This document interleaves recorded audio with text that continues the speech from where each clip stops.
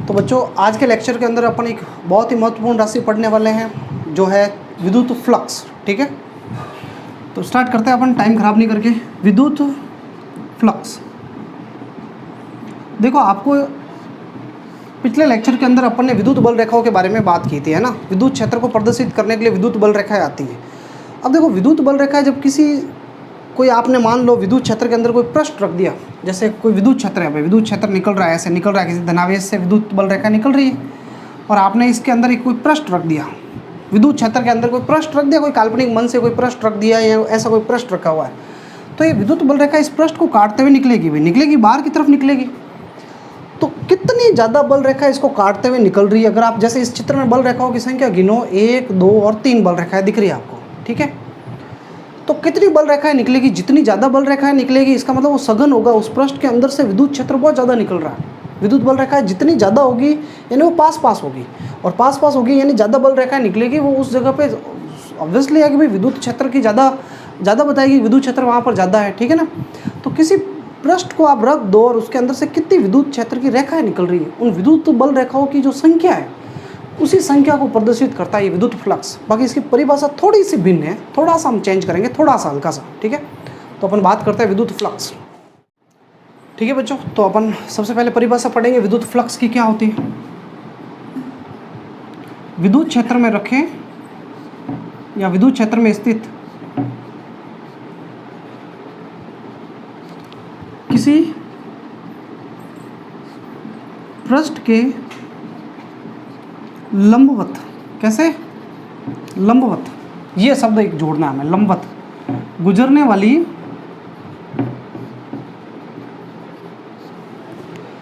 वाली विद्युत बल रेखाओं की संख्या, विद्युत बल रेखाओं की संख्या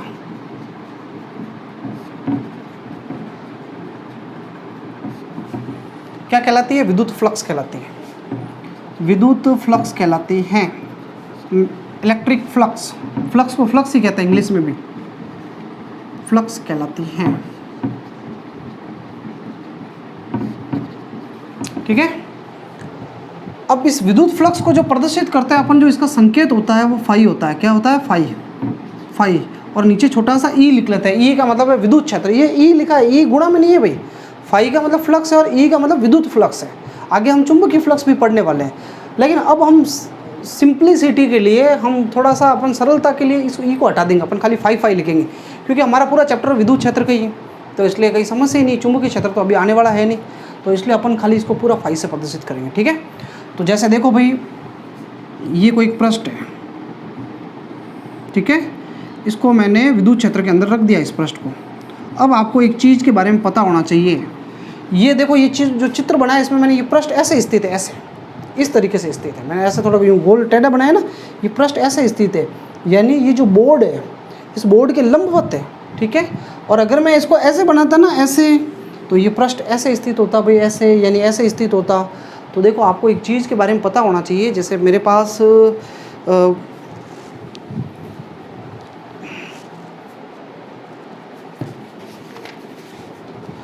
जैसे भाई मेरे पास ये कॉपी है, ठीक है, देख रहे हो आप, ये कॉपी, खाली कॉपी, ये जो कॉपी है इस कॉपी को मैंने ऐसे रखा हुआ है, ठीक है, आपके सामने ये ऐसे पड़ी है। देखो आपको मैं एक चीज़ बता रहा हूँ, उसको आप पकड़ लो अच्छे तरीके से। एक तो इसका केंद्र कहाँ होगा, केंद्र बीच में होगा, केंद्र से एक रेखा गुजरती है, अक्ष जो इसके लंबवत होगी उसको अपन अभिलंब कहेंगे। क्या कहेंगे, अभिलंब। तो समझना आप अभिलंब कैसे होगा, जैसे ये कॉपी ऐसे खड़ी है, इसका केंद्र यहाँ है, तो केंद्र से ये जो रेखा निकल रही है ना, लंबवत रेखा जो आपकी तरफ आ रही है, बाहर आ रही है, बाहर, इसको आप कहोगे अक्ष कहोगे। क्या कहोगे, अक्ष। जैसे ये कॉपी मैंने ऐसे रख दी, देखो, तो इसका केंद्र कहाँ है, बीच में है केंद्र, तो लंबवत रेखा कहाँ गुजरेगी भाई, ये ऐसे गुजरेगी ना ऊपर की तरफ, तो ये ऊपर की तरफ जो रेखा गुजरेगी इसको कहोगे आप अभिलंब। क्या कहोगे, अभिलंब। ये मैंने कॉपी को ऐसे रख दिया। अब यहाँ आगे पूरा इस चैप्टर के अंदर अभिलंब चलेगा, इसलिए खुद का दिमाग में होना चाहिए किधर होती है अभिलंब की दिशा। ये कॉपी ऐसे रख दी, तो इसके केंद्र से गुजरने वाली रेखा, लंबवत रेखा किधर होगी, पृष्ठ के लंबवत। ये पृष्ठ ऐसे है, ये पृष्ठ खड़ा है तो रेखा ऐसे आड़ी होगी, ये जो रेखा होगी इसको आप कहोगे अभिलंब, इधर। समझ रहे हो आप इसको। तो भाई मेरे हिसाब से तो आपको समझ में आना चाहिए कि अभिलंब किधर होता है, क्या दिशा होती है अभिलंब की, ठीक है। अभिलंब होता है पृष्ठ के लंबवत। जैसे ये मेरे पास चौक का डब्बा है, दिख रहा है, ये मतलब चौक क्या सही का डब्बा है। अब इस डब्बे के 6 पृष्ठ हैं, अगर मैं आपको कहूँ कि ये जो ऊपर वाला जो पृष्ठ है,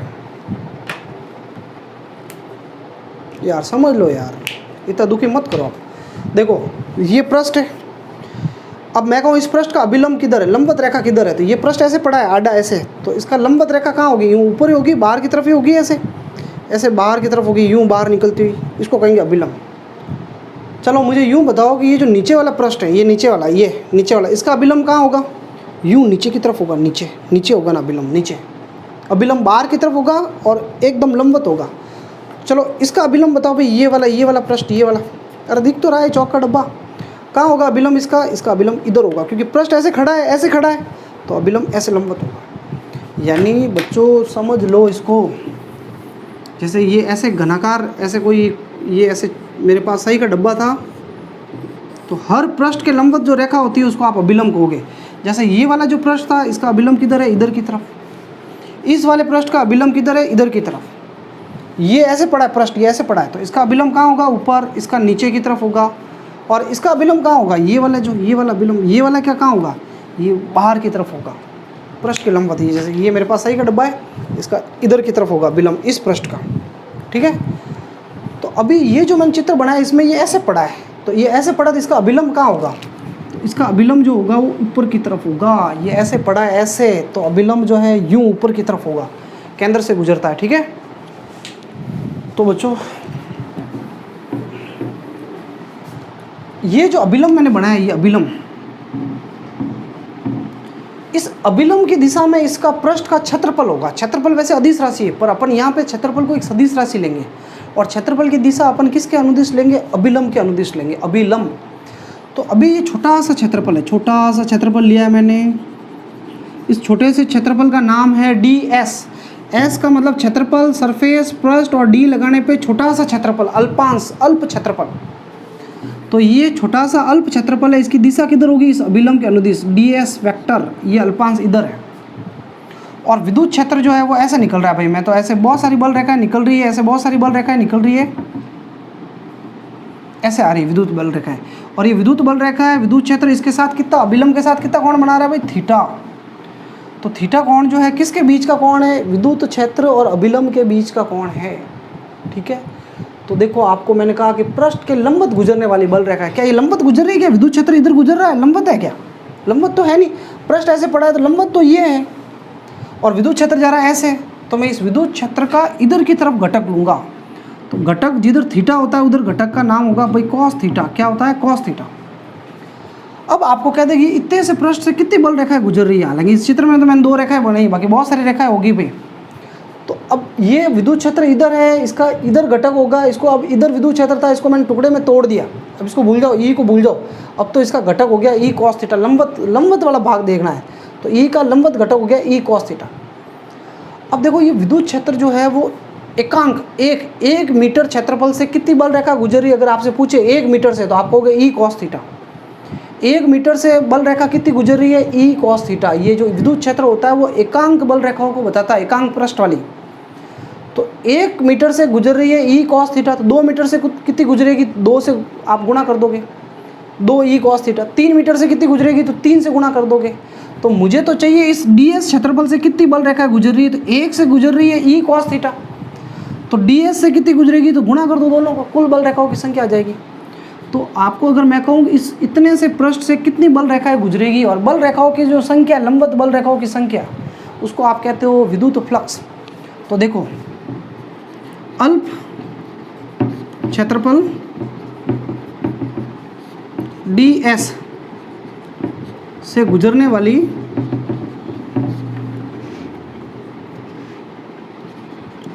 बल रेखाओं की संख्या या गुजरने वाला फ्लक्स,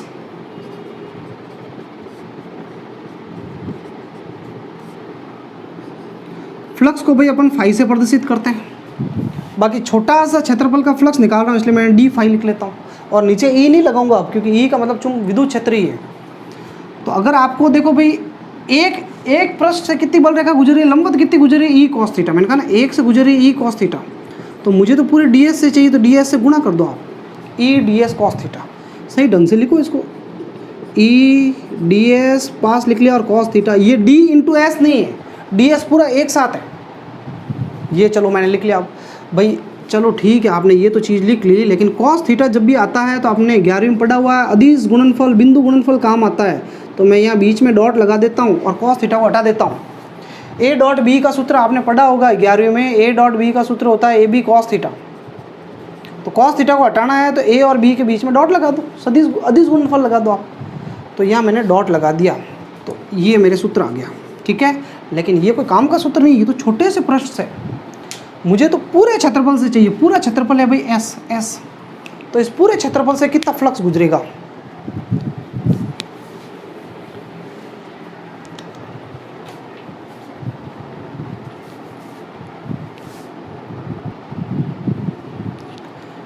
ठीक है बच्चों, अब मुझे संपूर्ण पृष्ठ से चाहिए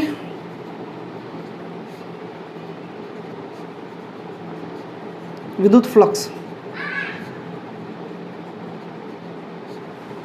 तो आप दोनों तरफ समाकलन कर दो। क्या कर दो? समाकलन D phi E dot D S. भाई ये सूत्र आगे काम आएगा, इसके बारे में वापस बात करूंगा, इसके बारे में मैं वापस बात करूंगा जब इसका समाकलन करूंगा आगे, अभी नोट में लिखूंगा मैं, ठीक है। तो डी फाई का तो समाकलन हो जाएगा फाई, और ये ऐसे पड़ा है ई डॉट डी एस, ठीक है। अब ई, ये इसको समीकरण 3 दे दो, चलो ये समीकरण 3 सीधे ही काम आ जाएगा अपना, है ना, वापस लेने की जरूरत ही नहीं पड़ेगी। लेकिन अभी इसको याद नहीं रखना हमें। अब अगर ई नियत हो विद्युत क्षेत्र तो ई को बाहर ले लो आप, तो ई बाहर आ जाएगा और अंदर खाली कौन रह जाएगा? D S. और डी एस का समाकलन आप सबको पता ही है एस होता है, तो सूत्र क्या बन गया? ई डॉट एस। यानी अगर छोटा सा क्षेत्रफल था डी एस तो फ्लक्स भी डी फाई था। पूरा पृष्ठ हो गया डी एस की जगह एस हो गया, तो डी फाई की जगह बन गया फाई। और अगर आप यहाँ डॉट हटाओगे तो आपके ये सूत्र बन जाएगा ई एस कॉस थीटा। ये भाई बहुत इंपॉर्टेंट सूत्र आ गया अपने विद्युत फ्लक्स का, ई एस कॉस थीटा या ई डॉट एस। अपन क्वेश्चन भी करेंगे इसके ऊपर। पर बच्चों जो मैं चीज़ जो कहना चाह रहा हूँ वो ये है कि थीटा किसके बीच का कोण है, ये आपको समझ में आना जरूरी है, अन्यथा आप रटोगे इसको आगे कहीं कोई क्वेश्चन भी नहीं कर पाओगे, डेरिवेशन भी नहीं कर पाओगे। थीटा किसके बीच का कोण है? ई और एस के बीच का। ई तो है विद्युत क्षेत्र की दिशा तो आपको पता चल जाएगी किधर है विद्युत क्षेत्र। एस क्षेत्रफल है, क्षेत्रफल की दिशा हमेशा पृष्ठ के लंबवत होगी। ये पृष्ठ ऐसे पड़ा है तो क्षेत्रफल ऊपर होगा, पृष्ठ ऐसे खड़ा है तो क्षेत्रफल ये मेरी तरफ हो जाएगा, इधर की तरफ हो जाएगा ऐसे, ठीक है। पृष्ठ के लंबवत होगी क्षेत्रफल की दिशा, और पृष्ठ के लंबवत जो रेखा है उसको कहते हैं अभिलंब, अभिलंब के अनुदिश होगा। चित्र बनाओ, ये सब लिखो आप, लेकिन आपको याद डायरेक्ट एक ये रखना है और एक ये परिभाषा याद रखनी इंपॉर्टेंट है, ठीक है। अब अपन मात्रक निकालेंगे। मात्रक के बारे में मैं आपको कई बार कह चुका हूँ कि मात्रक आपको वहाँ से लिखना है जहाँ से उस राशि का परिचय होता है, और विद्युत फ्लक्स का परिचय तो अभी हुआ है, कोई यूँ तो है नहीं आप पैदा होते ही बचपन में विद्युत फ्लक्स सुनता है, अभी सुना है हमने, कोई पहली क्लास में भी नहीं सुना आपने। तो भाई पहली बार आपने अभी विद्युत फ्लक्स के बारे में सुना है, तो सूत्र भी पहली बार कहाँ आया? ये आया देखो, ई डॉट एस। तो सूत्र आपके सामने अभी जस्ट आया है ई डॉट एस, तो अभी सूत्र तो मात्रक भी अभी जस्ट इसी सूत्र से निकलेगा। तो अपन मात्रक निकालते हैं और इसके बारे में कुछ तथ्य लिखते हैं। इसको मैं हटा रहा हूँ भाई, ठीक है, पूरे को।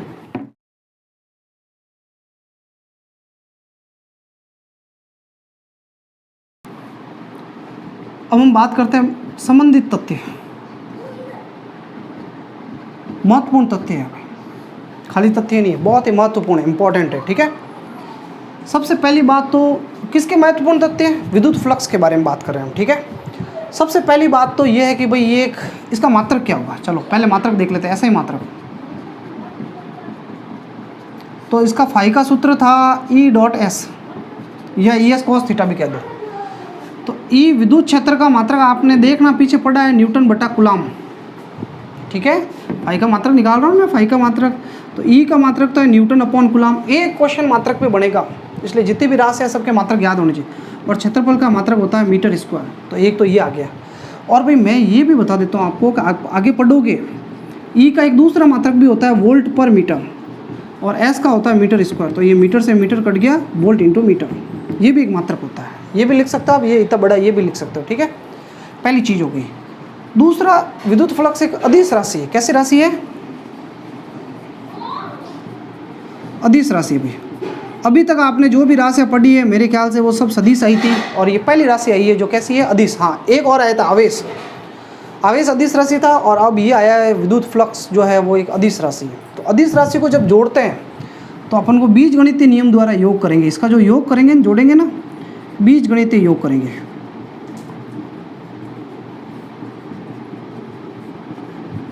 और बीजगणितीय योग के नियम में हम दिशा का ध्यान नहीं रखेंगे, दिशा को छोड़ देंगे, कौन किधर जा रहा है कोई लेना देना नहीं है, ठीक है।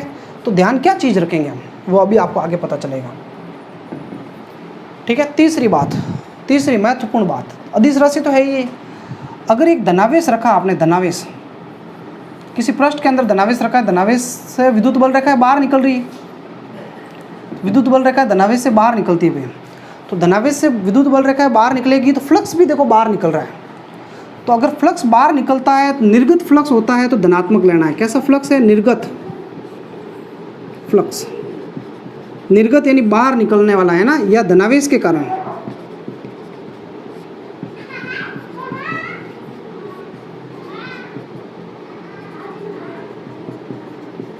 धनात्मक लेना है, प्लस लेना है, ठीक है। फ्लक्स पॉजिटिव लेना है अगर बाहर निकल रहा है तो। अगर ऐसे हो कोई माइनस पड़ा है, ऐसे कैसे आपने अगर ऋणावेश रख दिया तो उसका फ्लक्स जो है अंदर की तरफ आएगा। आपने पता ही है, पढ़ा हुआ है कि ऋणावेश की विद्युत बल रेखाएं जो है वो अंदर की तरफ प्रवेश करती है। तो ये निवेशी फ्लक्स है। कैसा है? निवेशी फ्लक्स, या यूं कह दो ऋणावेश के कारण जो फ्लक्स होगा, फ्लक्स होगा उसको आप नेगेटिव लोगे, ऋणात्मक लोगे भाई। कैसा लोगे? ऋणात्मक, माइनस का लोगे। ये चीज़ आपको याद होनी चाहिए। देखो दिशा का ध्यान नहीं रखना हमें, ठीक है, लेकिन हमें ये तो ध्यान रखना पड़ेगा कौन, दिशा का मतलब ये हो गया कौन कितने कौन पे है, उसका कोई ध्यान नहीं देना। अगर फ्लक्स बाहर आ रहा है तो उसको प्लस लिखना है, माइनस जा रहा है तो मतलब अंदर आ रहा है तो उसको माइनस लिखना है। आगे धीरे धीरे आपको पता चल जाएगा, ठीक है। ये भाई मेरे ख्याल से आपको चीज़ें समझ में आ रही हैं। एक छोटी सी चीज़, जो अगर कुल आवेश का योग शून्य हो, हालांकि वो आगे हम गाउस के नियम में देखेंगे, पर मान लो अगर अंदर पृष्ठ के अंदर कुल आवेश का योग शून्य हो जाए, फोर्थ नंबर, कुल आवेश शून्य हो जाए होगा ना, अगर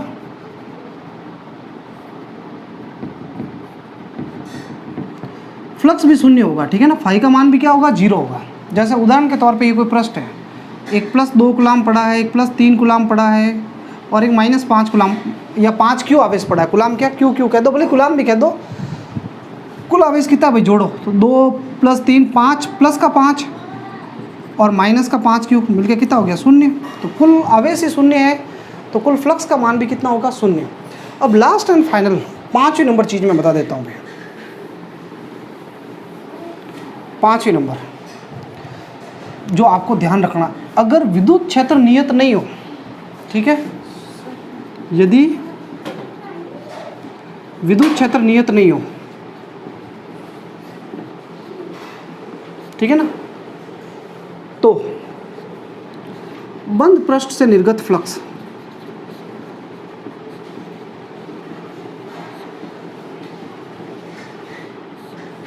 बंद पृष्ठ से गुजरने वाला फ्लक्स क्या होगा? तो फ्लक्स का सूत्र होता है भाई, देखो मैंने आपको ये अभी समीकरण यहाँ लिखाया था, मैंने कहा था ई को मैंने बाहर लिया था, याद होगा, समाकलन किया था हमने। ये देखो मैं बता देता हूँ वापस, मैंने कहा काम आएगा, E.ds लिखा था। फिर हमें कुल फ्लक्स निकालना था तो हमने क्या किया था? समाकलन किया था, तो डी फाई को फाई लिखा था और ये E.s लिखा था E.ds। मैंने कहा था ई अगर नियत हो तो आप ई को बाहर ले लो, पर अगर ई नियत नहीं है तो फिर ई अंदर ही रहेगा। तो ऐसे परिस्थिति में आपको फ्लक्स अगर निकालना है तो आपको ये समाकलन वाला सूत्र काम में लेना पड़ेगा। और पृष्ठ अगर चारों तरफ से बंद हो, जैसे कोई कमरा है, बंद कमरा है, या कोई घनाभ है, घन है, पृष्ठ अगर बंद होगा तो आप इस समाकलन के ऊपर एक गोले का चिन्ह लगाओगे और ये सूत्र काम में लेना है, ठीक है। ये बंद पृष्ठ से निर्गत फ्लक्स का सूत्र, और यहाँ पास में छोटा सा एस लिख लो, इससे पता चलेगा कि आप समाकलन जो कर रहे हो पृष्ठ का कर रहे हो। और ये चीज़, यही सूत्र मेरे काम आएगा गाउस के नियम में। किस में आएगा? गाउस के नियम में। गाउस का नियम है जो है बहुत इंपॉर्टेंट है, वहाँ पे ये सूत्र मेरे काम आएगा, ठीक है। तो इसलिए मैंने आपको पहले ही बता दिया, देखो बंद पृष्ठ से गुजरने वाले फ्लक्स का ये सूत्र है। अभी हालांकि इस सूत्र की कोई उपयोगिता नहीं है, अभी जस्ट कुछ टॉपिक जो पढ़ रहे हैं अपन, कुछ क्वेश्चन कर रहे हैं अपन, उसके लिए अपने इसकी ज़रूरत नहीं पड़ेगी। उससे पहले मैं एक बार कुछ विशेष परिस्थितियाँ बता देता हूँ।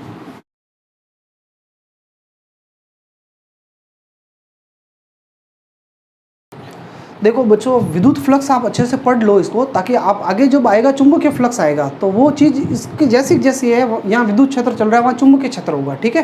तो इसलिए वहाँ समस्या नहीं आएगी आपको। अब मैं ये बता रहा हूँ भाई, विद्युत फ्लक्स का सूत्र क्या है? सूत्र फाई बराबर E.s, और डॉट हटाएंगे तो क्या आ जाएगा? ES cos theta. ये सूत्र है ये। अब इसकी विशेष परिस्थितियाँ कर रहे हैं अपन, क्या कर रहे हैं, विशेष परिस्थितियाँ लिख लो आप।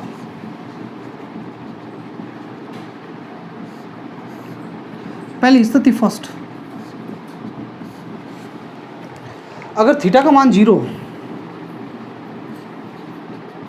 थीटा बराबर 0 डिग्री हो, थीटा 0 होने का मतलब ये है कि ये जो पृष्ठ है, ये पृष्ठ खड़ा है, ऐसे ऐसे पृष्ठ खड़ा है ऐसे, ठीक है, ये ऐसे पृष्ठ खड़ा है, ये जो मैंने चित्र बनाया है इसमें इस पृष्ठ एक ऐसे खड़ा है, ऐसे, जैसे कॉपी है मेरे पास, ये कॉपी ये ऐसे रखी है मैंने, तो इसका लंब किधर होगा, अभिलंब ऐसे होगा ना, कॉपी बोर्ड के लंबवत है, ठीक है। तो अभिलंब इधर की तरफ होगा, क्षेत्रफल जो होगा वो इधर की तरफ है, और विद्युत क्षेत्र भी इधर ही है, तो विद्युत क्षेत्र भी इधर है और अभिलंब भी इधर है, यानी पृष्ठ तो लंबवत है, पृष्ठ तो विद्युत क्षेत्र के लंबवत है भाई, पृष्ठ तो लंबवत है, पृष्ठ ऐसे लंबवत खड़ा है, पर अभिलंब इधर है, अभिलंब इधर है, देखो ये पेन जैसे है ना, अभिलंब वैसे और पृष्ठ एकदम खड़ा है, तो हमें तो अभिलंब की दिशा देखनी है, अभिलंब विद्युत क्षेत्र के समांतर है, तो थीटा क्या होगा, 0। तो ऐसी परिस्थिति में फाई का मान हो जाएगा ई एस कॉस 0, कॉस 0 का मान तो 1 होता है, इसलिए ई एस आ जाएगा, धनात्मक फ्लक्स आएगा, कैसा आएगा, पॉजिटिव, और फ्लक्स धनात्मक आ रहा है तो इसका मतलब आप समझ लोगे वो फ्लक्स निर्गत है, कैसा है, निर्गत है। स्थिति नंबर सेकंड कंडीशन, यदि थीटा का मान लो 90 डिग्री हो जाए, यानी पृष्ठ ऐसे रखा है मैंने, ये कॉपी ऐसे पड़ी है, ऐसे पड़ा है पृष्ठ, तो अभिलंब कहाँ होगा, ऊपर, और विद्युत क्षेत्र ऐसे है, तो भाई 90 डिग्री है ना, ई और एस के बीच में कोण, तो फ्लक्स का सूत्र हो जाएगा ई एस कॉस 90, और कॉस 90 की परिस्थिति में फ्लक्स जो है वो 0 हो जाएगा, कोई फ्लक्स नहीं गुजर रहा है। पृष्ठ अगर विद्युत क्षेत्र के समांतर रख दो और अभिलंब जो है ऊपर है, पृष्ठ समांतर है, अभिलंब ऊपर है। थर्ड कंडीशन, स्थिति थर्ड, थीटा का मान 180 डिग्री हो जाए, ठीक है, बंद पृष्ठ की स्थिति में होता है। थीटा 180 होने का मतलब है भाई ये पृष्ठ जो है, विद्युत क्षेत्र तो इधर है और पृष्ठ आपने ऐसे रखा है कि उसका अभिलंब उधर है, अभिलंब इधर है और विद्युत क्षेत्र इधर है, तो दोनों के बीच में कोण कितना है, 180 डिग्री है। तो फाई बराबर ई एस कॉस 180, और कॉस 180 का मान माइनस होता है, तो फ्लक्स कैसा आ गया, ऋणात्मक, वहाँ धनात्मक था, यहाँ कैसा फ्लक्स है, ऋणात्मक, और ऋणात्मक फ्लक्स भाई निवेशी होता है, कैसा होता है, निवेशी, अंदर जा रहा है। आगे आपको अपन डायग्राम बना के बताएंगे आपको कब धनात्मक है कब ऋणात्मक है, ठीक है। तो इसको मैं साफ कर लेता हूँ, पूरे को हटा देता हूँ बच्चों, मेरे ख्याल से ये आपको फ्लक्स का समझ में आ गया। एक दो अपन छोटे छोटे क्वेश्चन कर लेते हैं,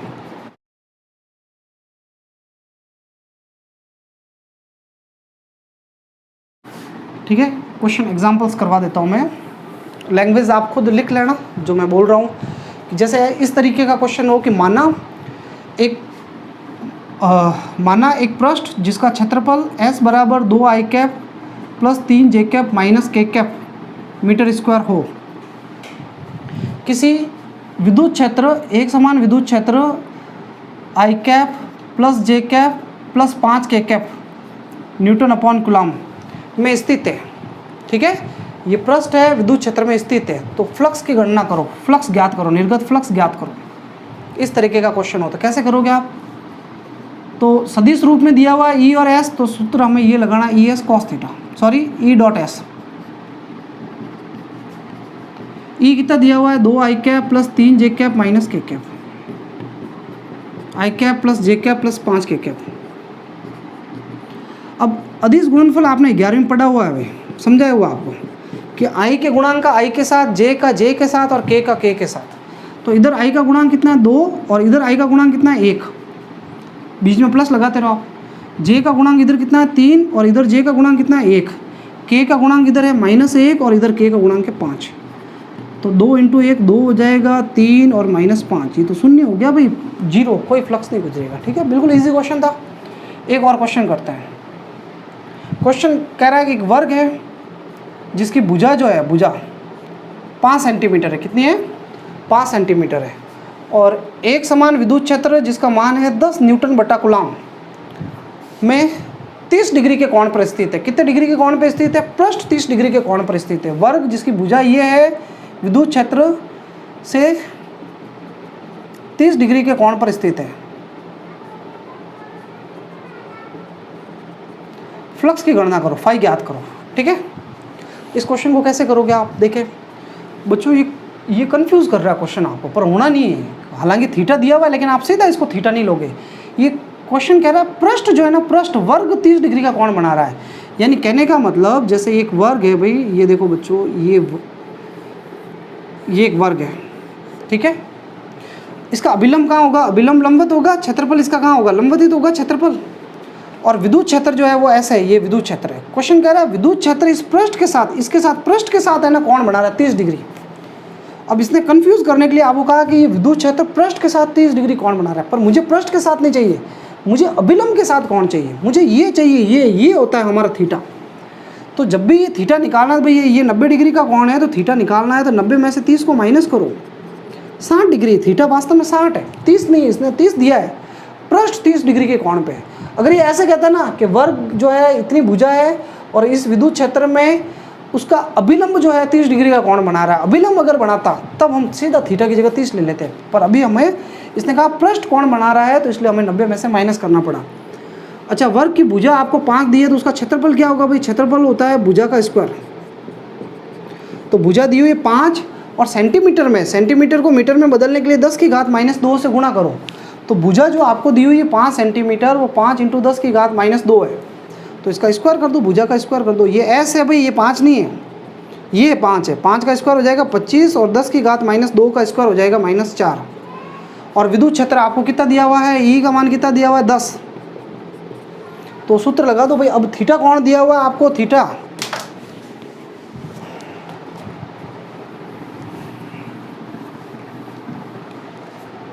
थीटा कौन दिया हुआ है आपको? तो सूत्र इस बार ये लगेगा, ES cos थीटा, ठीक है। E का मान कितना है? 10। S का मान कितना है भाई? 25 × 10 की घात -4। और cos थीटा का मान कितना है? थीटा का मान है 60। 25, ये 10 की घात 1 में -4 जुड़ेगी तो -3 रह जाएगी। और cos 60 का मान होता है आधा, आधा का 25 में भाग दोगे तो 12.5। तो सूत्र आ गया 12.5 × 10 की घात -3। और मात्रक होता है इसका न्यूटन बटा कूलाम × मीटर स्क्वायर। ये आ गया भाई फ्लक्स, ठीक है।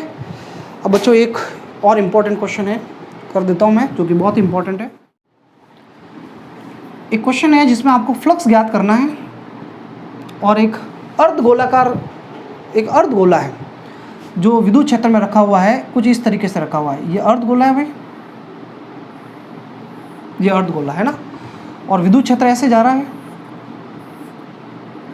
इस गोले की त्रिज्या जो है वो कैपिटल R है और विद्युत क्षेत्र का परिमाण जो है E है। विद्युत क्षेत्र E है और इधर की तरफ विद्युत क्षेत्र है, ठीक है। आपको फ्लक्स ज्ञात करना है, ऐसे चित्र दिया हुआ होगा आपको। तो ये जो फ्लक्स निकल रहा है वो खाली इतने से पृष्ठ से निकल रहा है, देखो इतने से पृष्ठ से। अब आपको पता है ये गोले का ये जो पृष्ठ है ये ऐसे खड़ा है, ऐसे। मैंने आपको कहा ना, अभिलंब समझे बिना आप क्वेश्चन कर नहीं पाओगे, और अभिलंब पृष्ठ के लंबवत होता है। पृष्ठ, ये बोर्ड ऐसे खड़ा है तो इसका अभिलंब यूँ बाहर आपकी तरफ निकलेगा, ठीक है। तो इस पृष्ठ का, ये पृष्ठ ऐसे खड़ा है तो इसका अभिलंब कहाँ होगा भाई? इधर की तरफ ही होगा। तो इसका क्षेत्रफल जो होगा वो इधर की तरफ होगा, इधर। तो आपको पहले एक बार E देखना है, फिर एक बार क्षेत्रफल देखना है, और दोनों के बीच में कोण देखना है। दोनों एक ही दिशा में, तो थीटा का मान कितना होगा? 0 डिग्री। क्षेत्रफल कितना होगा भाई? इस अर्ध गोले का पूरा क्षेत्रफल नहीं चाहिए मुझे खाली ये इतना सा चाहिए, ये काट क्षेत्रफल, यहीं से फ्लक्स बाहर निकल रहा है। तो ये तो वर्त है, वर्त दिख रहा है पूरा अर्धगोला है, ये पूरा अर्धगोला है, ये अर्धगोला। लेकिन मुझे अर्धगोले का क्षेत्रफल नहीं चाहिए, मुझे तो इस वर्त का चाहिए, वर्त का। ये वर्त से ही निकल रहा है, काट क्षेत्रफल है। तो इस काट क्षेत्रफल होता है, वर्त का क्षेत्रफल होता है πr²। तो सूत्र क्या होगा भाई जब कोण दिया जाए फ्लक्स का? ES cos theta. ये सब कॉपी में नोट करने, और बहुत इंपॉर्टेंट है ये। E का मान E है, S का मान πr² है, और cos थीटा का मान 0 डिग्री है। cos 0 का मान 1 होता है, तो आंसर आ गया E πr²। ये पृष्ठ अगर कह देगा आपको ऐसे स्थित है, ये ऐसे, विद्युत क्षेत्र तो ऐसे जा रहा है, तो आप फ्लक्स बताओ कितना होगा। तो इसमें, इस केस में ये जो भाई वर्ताकार जो भाग है, त्रिज्या तो वही आ रही है, ये ऐसे पड़ा इस वर्ताकार भाग, तो इसका अभिलंब ऊपर की तरफ होगा और विद्युत क्षेत्र इधर है। कितना कोण है भाई दोनों के बीच में? इस केस में थीटा 90 है, थीटा 90 है, क्षेत्रफल वही πr² है। तो सूत्र जो होगा फाई का ES cos 90, cos 90 का मान 0 होता है, इसलिए पूरा फ्लक्स क्या हो जाएगा? 0, कोई फ्लक्स नहीं गुजरेगा। तीसरी स्थिति जिसमें इसको ऐसे रख दिया, आपको क्वेश्चन दे दिया, ये ऐसे स्थित है अर्धगोला, विद्युत क्षेत्र इधर है। ठीक है, अब ये मेरा पेन इंक खत्म हो रही है, दम तोड़ रहा है, इसलिए अपन ये बस लास्ट करके ख़त्म कर रहे हैं इसको। अगला लेक्चर वहाँ अगला होगा, उसके अंदर अपन गाउस का नियम और संबंधित चीज़ें पढ़ेंगे अपन। ठीक है, तो बच्चों अब की बार जो ये वही त्रिज्या आर है, इस बार अभिलंब कहाँ होगा, तो इस बार इसका मुंह इधर होगा। अभिलंब हमेशा सतह के पृष्ठ के बाहर होता है, तो ये बाहर की तरफ लंबवत देखो किधर होगा, इधर होगा इस बार क्षेत्रफल, और विद्युत क्षेत्र इधर है। कितना कोण है 180 डिग्री। देखो आपको अगर कोई कन्फ्यूज़न होता है तो आप उसको ढूंढे, क्या डाउट्स है कमेंट में लिख ले, आपके ये डाउट है, जवाब दिया जाएगा। ठीक है ना, तो यहाँ कोण कितना है 180 डिग्री है, कोण 180 डिग्री, इसलिए और क्षेत्रफल वही पाई आर स्क्वायर है, क्योंकि हमें पूरे अर्धगोले का लेना नहीं है, काट क्षेत्रफल है, यही से फ्लक्स अंदर प्रवेश कर रहा है और बाहर निकल रहा है। तो फाई का सूत्र होगा भाई ई एस कॉस 180, ई है, एस जो है वो पाई आर स्क्वायर है, और कॉस 180 का मान -1 होता है, तो ये फ्लक्स हो जाएगा -e पाई आर स्क्वायर। ये फ्लक्स भाई नेगेटिव आ रहा है, इसका मतलब निवेशी, देख लो अंदर ही तो घुस रहा है, इस गोले के अर्धगोले के अंदर जा रहा है, और वो फ्लक्स पॉजिटिव आया है, इसलिए वो निर्गत फ्लक्स है। ये तो निर्गत था, ये शून्य था, और ये कैसा है निवेशी। तो मेरे ख्याल से आपको कुछ समझ में आया होगा फ्लक्स के बारे में। बहुत ही महत्वपूर्ण क्लास थी, विद्युत फ्लक्स से संबंधित थी। अगले जो लेक्चर होगा उसमें अपन गाउस का नियम, बहुत ही इंपॉर्टेंट चीज़ पढ़ने वाले हैं, गाउस का नियम। ठीक है, थैंक यू भाई। पर उससे पहले मैं आपको विद्युत क्षेत्र के प्रकार के बारे में बता देता हूँ।